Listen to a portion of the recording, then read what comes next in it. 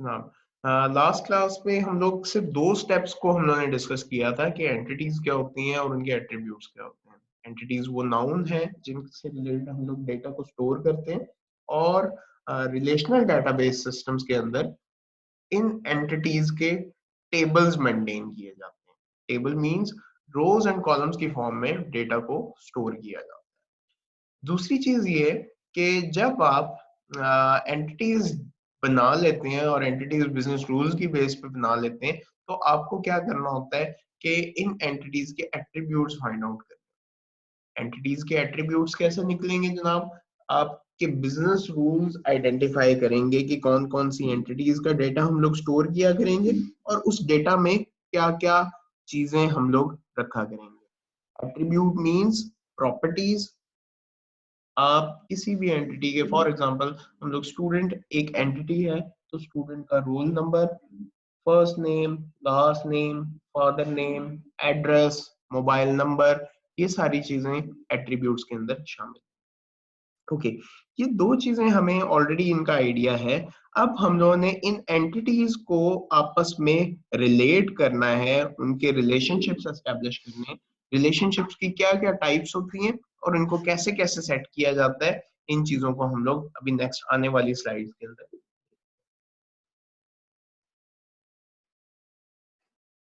Okay, external model को हम लोग फिलहाल स्किप कर रहे हैं क्योंकि हम लोग इसको 3 लेवल आर्किटेक्चर के अंदर इन डेप्थ डिस्कस कर चुके हैं। मैं आज रिलेशनशिप्स को डिस्कस करने लगा हूं कि जब हम लोग एंटिटी रिलेशनशिप डायग्राम बनाते हैं, ईआर डायग्राम, तो उसके अंदर हमें कैसे कैसे रिप्रेजेंटेशन करनी होती है। सबसे पहले एंटिटीज को एक रेक्टेंगल के अंदर रिप्रेजेंट किया जाता है और उस रेक्टेंगल पे उस एंटिटी का नाम लिख दिया जाता है। तो ईआरडी में ऐसी कुछ इसकी representation. Employees, students, teachers, campus, branch, department, किसी भी एंटिटी को इस तरीके से रिप्रेजेंट किया जाएगा। ओके, नेक्स्ट थिंग इज, अगर आपके पास एंटिटीज निकल आई हैं तो उन एंटिटीज को क्लासिफाई किया जाता है इनटू 2 पार्ट्स। सबसे पहले आपने स्ट्रॉन्ग एंटिटीज देखनी है और उसके बाद वीक एंटिटीज देखनी है। स्ट्रॉन्ग एंटिटी अगर सोचें हम लोग तो स्ट्रॉन्ग एंटिटी वो एंटिटी होगी जो कि किसी भी एंटिटी पे डिपेंड नहीं करती। ठीक है, किसी भी एंटिटी पे डिपेंडेंट नहीं है।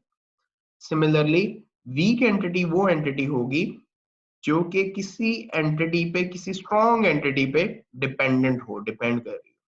अब यहाँ पे अगर हम लोग इसको डिफाइन करें तो क्या है, weak entities owe existent entirely to another entity while strong entities are not existent to dependent। क्या है कि आपके पास जो एंटिटीज हैं, स्ट्रॉन्ग एंटिटीज, वो किसी पे डिपेंड नहीं करती और जो वीक एंटिटीज है वो किसी भी एंटिटी पे डिपेंड करती होंगी। जाहिर बात है कि जो वीक होगा उसको स्ट्रॉन्ग पे डिपेंडेंट होना पड़ेगा। अब यहाँ पे एक एग्जांपल दी गई है कि ऑर्डर एक एंटिटी है, दूसरी साइड पे ऑर्डर लाइन एंटिटी है। ऑर्डर लाइन मींस कि किस ऑर्डर में कौन सा डेटा है या किस कस्टमर ने डेटा लिया वगैरह वगैरह, ये ऑर्डर से रिलेटेड होगा। अब यहाँ पे क्या है जनाब कि ऑर्डर लाइन वीक एंटिटी है और ऑर्डर जो है वो स्ट्रॉन्ग एंटिटी है। नेक्स्ट थिंग इज, इनके एट्रीब्यूट्स कैसे हम लोग डिफाइन करते हैं। अब देखें यहाँ पे हमारे पास एट्रीब्यूट है, एक एंटिटी है एम्प्लॉय, रेक्टेंगल में इसको बताया गया है और इस एम्प्लॉय के ये एट्रीब्यूट्स हैं। अभी हम लोग इस चीज को ज्यादा डेप्थ में नहीं देखते कि कैसे कैसे हम लोग एट्रीब्यूट को, ये डॉटेड या डैश्ड या डबल ओवल वाले ये क्या एट्रीब्यूट्स हैं। हम लोग सिंपली ये चीज डिफाइन करते हैं कि एक एंटिटी से जो भी एट्रीब्यूट्स बिलोंग करते होंगे उनको हम लोग सिंपल ओवल की फॉर्म में लिखा करें। ठीक है जी, एक हमारे पास रेक्टेंगल आ गया, वो एंटिटी को रिप्रेजेंट कर रहा है। दूसरे हमारे पास ओवल्स आ गए, वो उस एंटिटी से रिलेटेड एट्रीब्यूट्स को रिप्रेजेंट कर रहे हैं। अब थोड़ा सा इसी चीज को डिफाइन करते हैं हम लोग। फॉर एग्जांपल अभी फिलहाल आप इसको ब्रेक डाउन कर लेते हैं, ये ड्रॉ कर लूं। ओके, लेट्स से कि हम लोग इसको ब्रेक डाउन कर लेते हैं। ये यहाँ पे कुछ भी नहीं है अभी, हमारे पास एंटिटी है और उस एंटिटी से रिलेटेड एक एट्रीब्यूट है जिसको नेम कह रहे हैं हम लोग। तो ये नेम आ गया हमारे पास और ये एक एंटिटी आ गई। सिमिलरली इसी एंटिटी का एक और एट्रीब्यूट है जिसको बर्थ डेट कहा जा रहा है। ठीक है, सिमिलरली इसी एंटिटी का दूसरा एट्रीब्यूट है एज। इसी एंटिटी का एक और एट्रीब्यूट है सीरियल नंबर।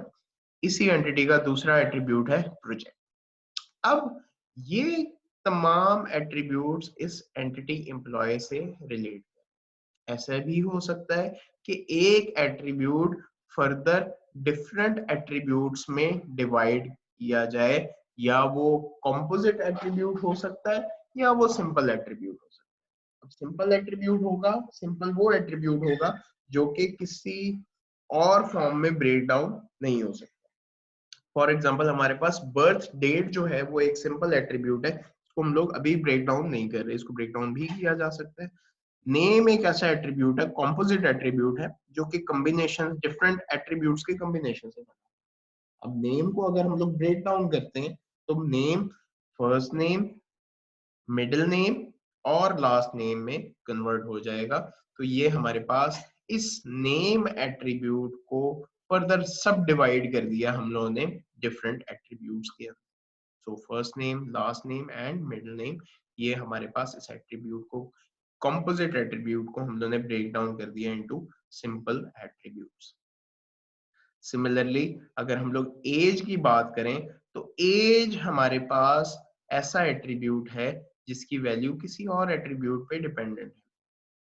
शायद आपको याद हो कि हम लोगों ने क्लास के अंदर डिस्कस किया था एट्रीब्यूट्स की टाइप्स को, तो उसमें हम लोगों ने वो बात की थी कि वो एट्रीब्यूट जिसकी वैल्यू किसी और एट्रीब्यूट पे डिपेंडेंट हो उसको हम लोग derived value attribute.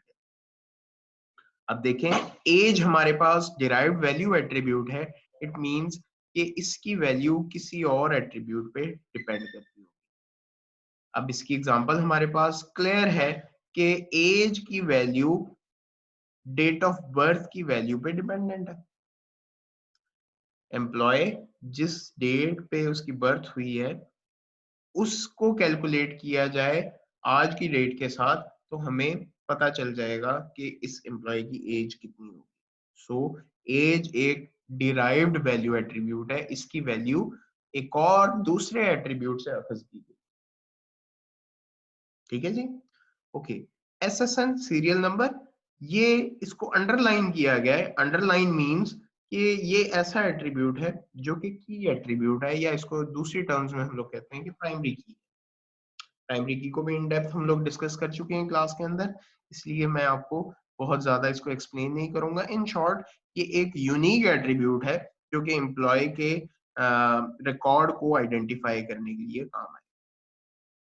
Last thing is projects.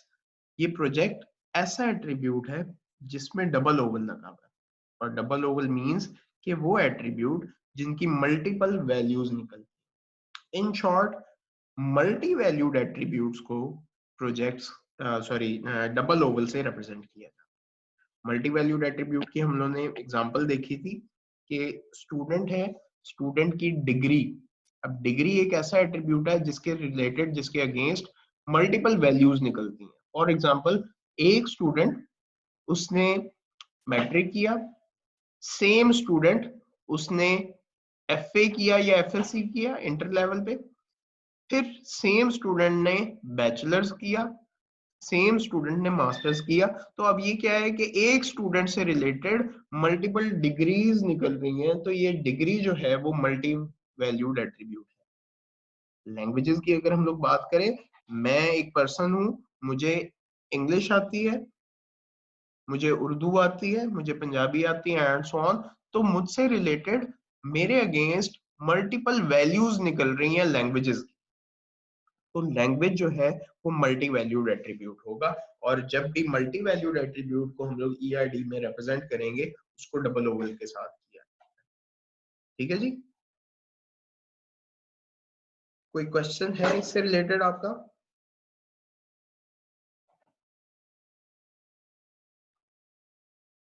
Anyone? No sir. Fine, मैं अज्यूम करता हूँ कि ये वाली जो स्लाइड है आप लोगों की क्लियर होगी। नेक्स्ट। ओके, ये एट्रीब्यूट्स की हम लोगों ने टाइप्स क्लास में डिस्कस की हुई है, अब इनको डिफाइन किया जा रहा है, जल्दी से गो थ्रू हो जाते हैं इनसे। Simple attribute, each entity has a single atomic value for the attribute, for example serial number and course number, जो कि लास्ट डायग्राम में हम लोगों ने डिस्कस किया। Next, composite attribute. The attribute may be composed of several components. Multiple simple attributes को मिला के जो attribute बनाया जाता है उसको composite attribute.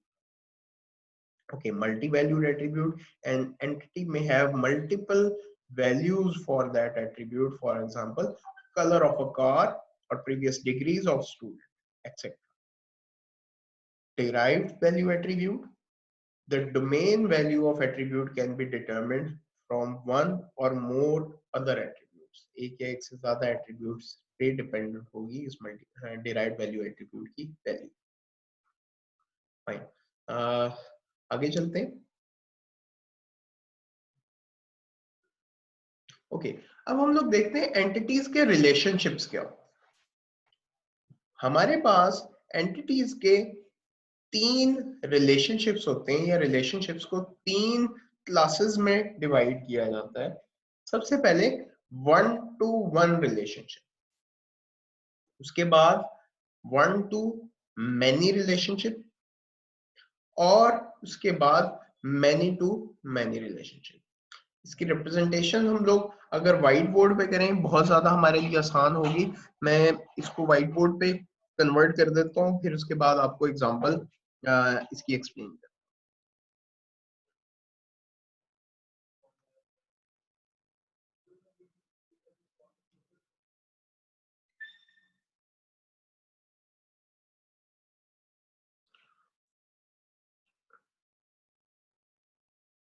Okay ji, let's say कि हमारे पास एक एंटिटी है जिसका नाम है स्टूडेंट. ओके, सेकंड साइड पे हमारे पास एक और एंटिटी है जिसका नाम है सब्जेक्ट.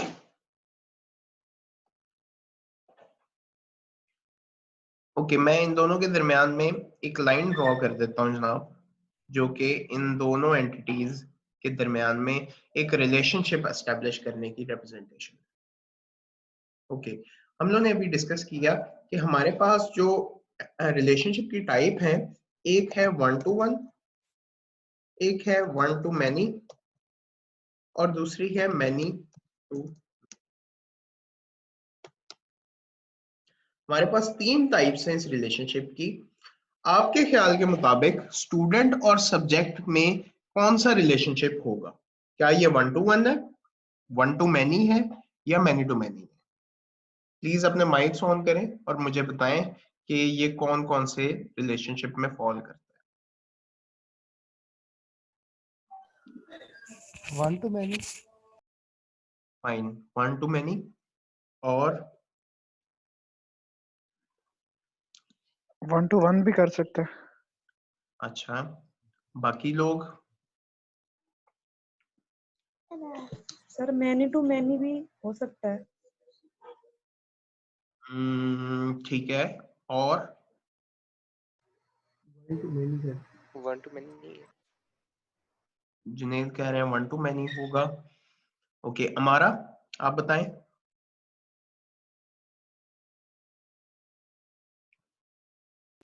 1-to-many. 1-to-many. फाइन. मुकर्रम? 1-to-many सर आगे बताया पहले. सही है. 1-to-many. ठीक है, नबीला आप बताएं.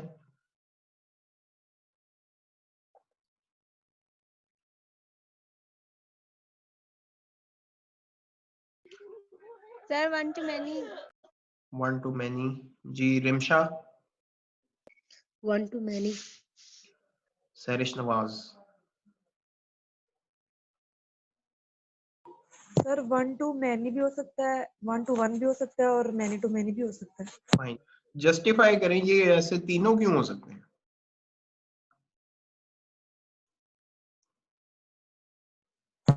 सर क्योंकि एक स्टूडेंट जो है वो एक सब्जेक्ट से रिलेट हो सकता है, लेकिन ये हो सकता है कि एक स्टूडेंट जो है वो बहुत सारे सब्जेक्ट्स भी पढ़ता है और बहुत सारे स्टूडेंट्स जो होते हैं वो मिलके भी काफी सब्जेक्ट्स पढ़ते हैं। तो ठीक इस है, तरह तो ये रिलेशनशिप हम लोग एट अ टाइम हम लोग ये डिस्कस कर रहे हैं कि रिलेशनशिप कौन सा बनेगा। अब ये 1 to 1 बनेगा, 1 to many बनेगा, मैन टू बनेगा।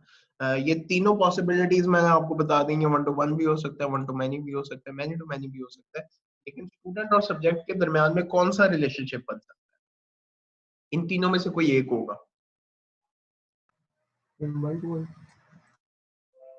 1 to 1 जी। अली शेर आप क्या कहते हैं? सर मेरे ख्याल से तो 1 to many होने चाहिए, क्योंकि एक स्टूडेंट और सब्जेक्ट दोनों अलग हैं, तो 1 to many होगा नहीं। सही, चले इसको देखते हैं हम लोग। थोड़ा सा पिछले कॉन्सेप्ट को हम लोग रिकॉल करते हैं तो हमें कुछ आइडिया हो जाएगा कि ये कौन सा रिलेशनशिप है। एंटिटीज कहाँ से निकाली हम लोगों ने और उनके एट्रीब्यूट्स कैसे फाइंड आउट किए। आपको याद होगा कि हम लोगों ने इनको डिफाइन किया था। ठीक है, बिजनेस रूल्स आइडेंटिफाई करेंगे कि आपकी ईआरडी में कौन कौन सी एंटिटीज होंगी और उन एंटिटीज से रिलेटेड कौन कौन से एट्रीब्यूट्स होंगे।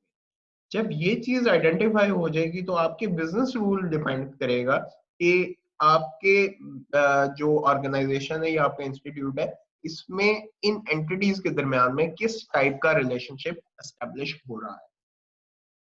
फॉर एग्जाम्पल, अगर एक स्टूडेंट को अलाउड है सिर्फ वो एक सब्जेक्ट पढ़े, एक एग्जांपल ले लेते हैं हम लोग शॉर्ट कोर्सेज की। एक स्टूडेंट सिर्फ और सिर्फ एक शॉर्ट कोर्स में एनरोल हो सकता है, तब ये वाला जो रिलेशनशिप है हमारे पास बनेगा, वो बनेगा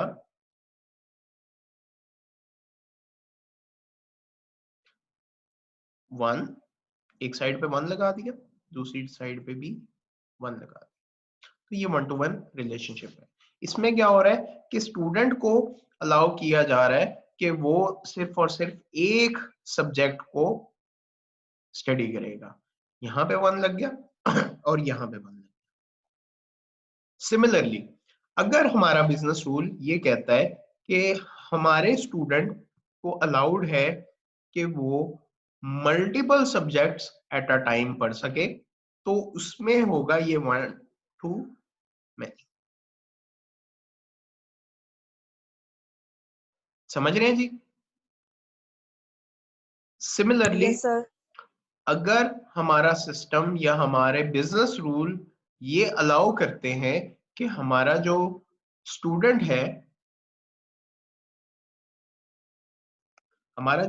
है, वो मैनी स्टूडेंट्स हैं और मैनी सब्जेक्ट्स पढ़ते हैं, तो ये मैनी टू मैनी रिलेशनशिप बनेगा। बात क्लियर होती है जी? समझ आती है? Yes sir. Yes sir. सही। चले आपको एक एग्जांपल दे रहा हूं मैं। मुझे आप बताएंगे कि इन एंटिटीज के दरमियान में कौन सा रिलेशनशिप हो सकता है। हमारे पास एक एंटिटी है, सिमिलरली मैंने एक दूसरी एंटिटी ड्रॉ की और इस एंटिटी को मैं कहता हूँ कस्टमर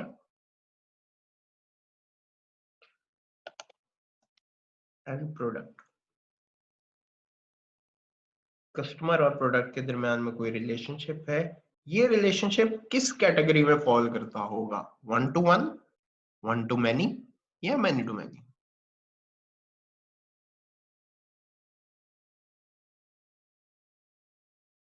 जी बताएं। सर 1 to many भी हो सकता है और many to many भी हो सकता है। 1 to many भी हो सकता है और many to many भी हो सकता है, लेकिन एट अ टाइम हम लोगों ने एक रखना होता है, तो आप किसकी तरफ जाएंगे?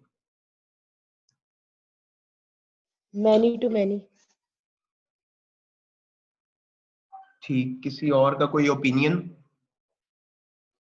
सर बिजनेस रूल्स ही डिफाइन करेंगे दोबारा, जिस तरह आपने पहले कहा। एग्जैक्टली, ये किसने बात की है? Sir Humayun ma'am. Humayun, exactly क्या होगा कि आपकी ईआरडी की जो शेप है, बिजनेस रूल्स डिफाइन करेंगे, एंटिटीज कौन सी है, एट्रीब्यूट्स कौन से हैं और उनके दरमियान में रिलेशनशिप कौन से होंगे। फॉर एग्जांपल बिजनेस रूल ये कहता है कि हमारे पास एक प्रोडक्ट, एक कस्टमर सिर्फ और सिर्फ एक प्रोडक्ट के साथ बाउंड है। हो सकता है सेल वाला प्रोडक्ट हो सकता है गिव अवे वाला प्रोडक्ट हो। तो क्या है कि एक कस्टमर को सिर्फ और सिर्फ एक प्रोडक्ट मिल सकता है। उस सिचुएशन में हमारे पास जो रिलेशनशिप होगा वो 1 to 1 होगा। सिमिलरली ऐसा भी हो सकता है कि एक कस्टमर को मल्टीपल प्रोडक्ट्स दिए जाए तो वो 1 to many रिलेशनशिप होगा। और अगर मल्टीपल कस्टमर्स को मल्टीपल प्रोडक्ट्स दिए जाते हैं तो वो मैनी टू मैनी रिलेशनशिप होगा।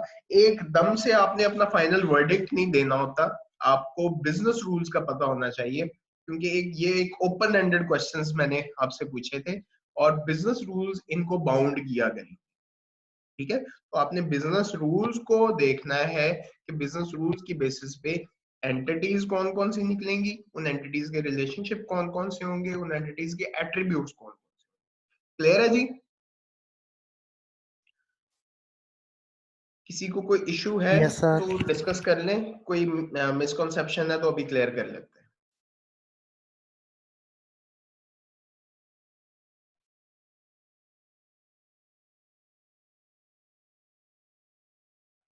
ठीक है जी, आगे चलें। Yes sir. फाइन। अब अगली जो चीज है हमारे पास वो ये है कि आपने अपनी एंटिटी फाइंड आउट कर ली, 1 to 1, 1 to many, many to many, relationship find out कर ली है। अब हम लोगों ने देखना है कि इन एंटिटीज के दरमियान में एसोसिएशन जो है वो किस टाइप की होती हैं, ये कौन कौन सी एसोसिएशन। इनमें से सबसे पहले जो एसोसिएशन आती है वो आती है यूनरी या recursive relationship. Okay, unary means कि वो रिलेशनशिप जिसमें एक ही एंटिटी इन्वॉल्व हो। रिकर्जन में यही होता था ना कि एक फंक्शन उसी फंक्शन की बॉडी में कॉल किया जाता था, दोबारा दोबारा सेम फंक्शन को कॉल किया जा रहा है और फंक्शन कॉलिंग इटसेल्फ। सिमिलरली जिस रिलेशनशिप में एक एंटिटी का उसी एंटिटी के साथ रिलेशनशिप बन रहा हो उसे यूनरी या रिकर्सिव रिलेशनशिप कहा जाता है। इसकी एग्जांपल यहाँ पे गिवन है, a person is married to a person, a person is married to a person, person की person से मैरिज होती है। अब ये पूरी पूरी ट्रांजैक्शन अगर हम लोग देखें तो क्या है कि इसमें सिर्फ और सिर्फ एक एंटिटी इन्वॉल्व है। ठीक है, हाँ। अब देखें बिजनेस रूल्स ये आइडेंटिफाई करेंगे कि एक पर्सन सिर्फ एक पर्सन से मैरी कर सकता है, तो ये कौन सा रिलेशनशिप होगा, यूनरी 1 to 1। ठीक है, अगर एक पर्सन मल्टीपल पर्सन से मैरिज कर सकता है तो ये होगा यूनरी 1 to many। और मल्टीपल पर्सन से मैरिज कर सकते हैं तो ये मैनी टू मैनी रिलेशनशिप होगा। बिजनेस रूल्स या प्रिंसिपल्स ये डिफाइन करेंगे कि आपने क्या काम करना है, कौन सा रिलेशनशिप ये होगा। इसकी सेकंड एग्जांपल है हमारे पास एम्प्लॉय। एक एम्प्लॉय को एम्प्लॉय ही मैनेज कर रहा है, एम्प्लॉय मैनेजेस एम्प्लॉय। अब देखें जो मैनेजर है वो भी एक एम्प्लॉय है और उसके नीचे काम करने वाली लेबर भी एक एम्प्लॉय है। ठीक है, तो यहाँ पे हमारे पास जो रिलेशनशिप बन रहा है वो यूनरी रिलेशनशिप बन रहा है कि एम्प्लॉय को एम्प्लॉय ही मैनेज कर रहा है। अब ये डिपेंड करता है बिजनेस रूल्स के ऊपर कि मैनेजर एक है और एक ही लेबर है उसके नीचे या सबऑर्डिनेट है, तो क्या होगा, ये 1 to 1 यूनरी 1 to 1 होगा। सिमिलरली अगर एक पर्सन है, एक मैनेजर है, उसके नीचे एक टीम है जिसको वो मैनेज कर रहा है, तो ये यूनरी 1 to many हो जाएगी। सिमिलरली अगर बहुत सारे मैनेजर्स हैं और बहुत सारी टीम्स हैं जिनको वो मैनेजर्स मैनेज कर रहे हैं तो ये यूनरी मैनी टू मैनी कहलाएगा। क्लियर हो गया जी?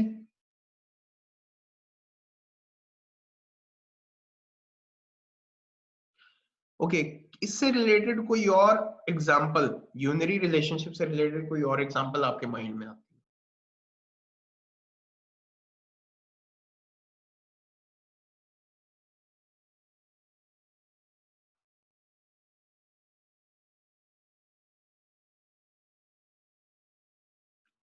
हाँ जी, बेशक गलत बताएं, मैं आपको करेक्ट करने के लिए यहाँ पे हूँ।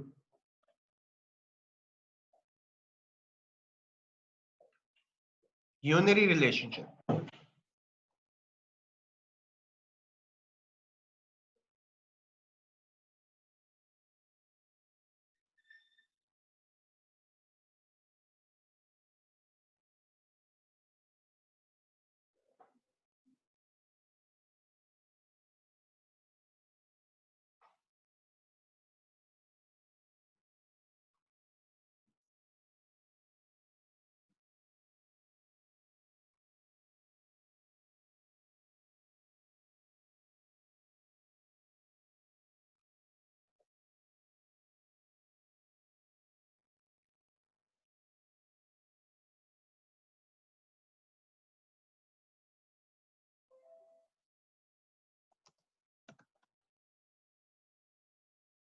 एग्जांपल कुछ आती है समझ में?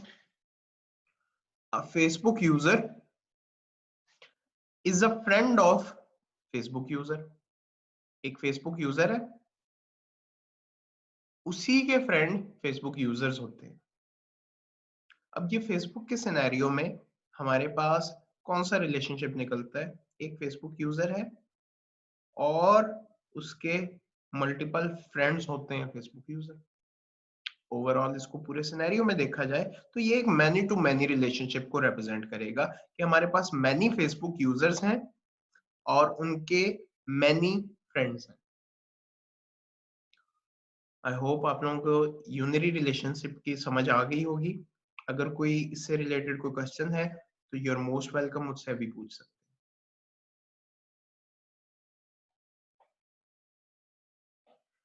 फाइन, आगे चलते हैं। हमारे पास बाइनरी रिलेशनशिप है। लास्ट टाइम हम लोगों ने जो डिस्कस किया वो ये डिस्कस किया है कि हमारे पास यूनरी रिलेशनशिप है। यूनरी रिलेशनशिप में सिर्फ और सिर्फ एक एंटिटी इन्वॉल्व होती है। याद रहे कि जब आप ERD बना रहे होंगे, एंटिटी रिलेशनशिप डायग्राम बना रहे होंगे, इट डजंट मीन कि यूनरी रिलेशनशिप में सिर्फ और सिर्फ आप एक पूरी की पूरी ERD में एक ही एंटिटी इन्वॉल्व होगी। हम ये बात कर रहे हैं एक ऑपरेशन या एक एक्शन परफॉर्म करने में, एक ट्रांजैक्शन के अंदर एक एंटिटी इन्वॉल्व है। इट डजंट मीन कि पूरी की पूरी ERD में सिर्फ एक एंटिटी हो। ठीक है, next thing is binary relationship. Binary, computer science के स्टूडेंट्स हैं आप लोग, आपको आइडिया होगा बाइनरी मींस टू।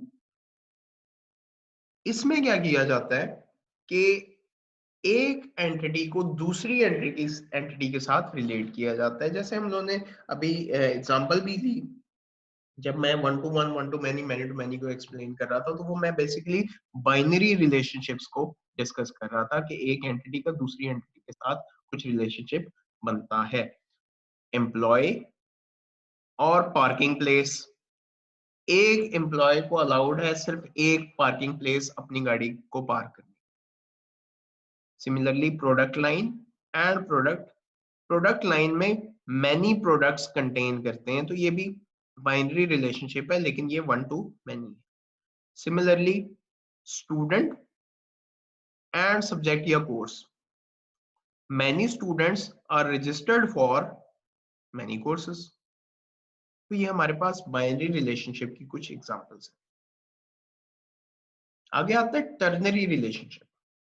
हम लोगों ने यूनरी पढ़ा। यूनरी मींस वो रिलेशनशिप, वो एसोसिएशन जिसके अंदर सिर्फ और सिर्फ एक एंटिटी इन्वॉल्व हो। बाइनरी रिलेशनशिप जिसके अंदर दो एंटिटीज इन्वॉल्व हो। इसके बाद आता है टर्नरी रिलेशनशिप। टर्नरी में दो से ज्यादा एंटिटीज इन्वॉल्व होंगी तो वो एक टर्नरी रिलेशनशिप कहलाएगा। इट डजंट मीन कि आपको स्ट्रिक्टली सिर्फ और सिर्फ तीन एंटिटीज वाला जो रिलेशनशिप है उसको टर्नरी कहा जाता है। मैंने ये बात की, दो से ज्यादा, it may be 3, 4, 5, 10, 20 and so on. So इस एग्जांपल में हमारे पास एक साइड पे वेंडर मौजूद है, दूसरी साइड पे हमारे पास पार्ट मौजूद है और तीसरी साइड पे हमारे पास वेयर हाउस मौजूद है। तो वेंडर पार्ट्स सप्लाई करता है वेयर हाउस को। सो ये हमारे पास एक काम करने में, सप्लाई वाले काम में वेंडर भी आ रहा है, पार्ट भी आ रहा है और वेयर हाउस भी आ रहा है। अब फॉर एग्जांपल अगर हम लोग इसको रिमूव कर देते हैं पार्ट्स को, ये बाइनरी रिलेशनशिप बन रहा है कि वेंडर वेयर हाउस को भेजता है। क्या ये पूरे का पूरा एक्शन जो है, ये पूरी पूरा ऑपरेशन जो है वो अनआइडेंटिफाइड है, समझ नहीं आ रही कि वेंडर सप्लाई कर रहा है वेयर हाउस को क्या चीज, पार्ट्स या प्रोडक्ट्स। ठीक है, इसके अलावा इसको थोड़ा सा और मैं एक्सटेंड करूं, टर्नरी रिलेशनशिप ही है ये, मेरे पास एक और एंटिटी आ गई, मैं इस एंटिटी को कहता हूं कि ये है बैंक। अब क्या हुआ कि ये टर्नरी रिलेशनशिप ही है और ये मजीद डिफाइन हो गया कि ये जो काम हो रहा है कि वेंडर ने सप्लाई किया स्पेयर पार्ट्स को और वो वेयर हाउस को सेंड कर दिए और इनकी ट्रांजैक्शन जो है वो बैंक के थ्रू हुई। तो अब हमें इस सप्लाई को थोड़ा सा और रीडिफाइन करने का मौका मिल गया। सिमिलरली इसको कुछ और तरीके से हम लोग अगर सेट करना चाहें, हम ये कहते हैं कि इस ट्रांजैक्शन की जो डिलीवरी है वो थ्रू टीसीएस हुई। तो अब क्या हो रहा है कि इस पूरे के पूरे काम में हमारे पास 1 2 3 4 5 एंटिटीज इन्वॉल्व हो गई हैं। अब थोड़ा सा और क्लियर हो गया कि वेंडर ने टीसीएस के थ्रू पार्ट्स भेजे जिसकी पेमेंट बैंक से हुई और भेजे गए वेयर हाउस को। सो ये भी एक टर्नरी रिलेशनशिप है। क्यों? क्योंकि इसके अंदर 2 से ज्यादा एंटिटीज इन्वॉल्व हो रही। क्लियर है जी? कोई क्वेश्चन, कोई प्रॉब्लम?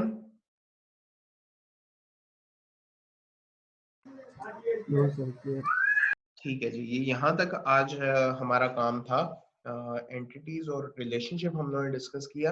इंशाल्लाह नेक्स्ट क्लास में हम लोग इनके दरमियान में कुछ और भी चीजें डिस्कस करेंगे। ठीक है, अगर कोई क्वेश्चन है यू आर मोस्ट वेलकम। और आपकी अटेंडेंस आज मैं यहाँ पे लगा रहा हूँ, इसके बाद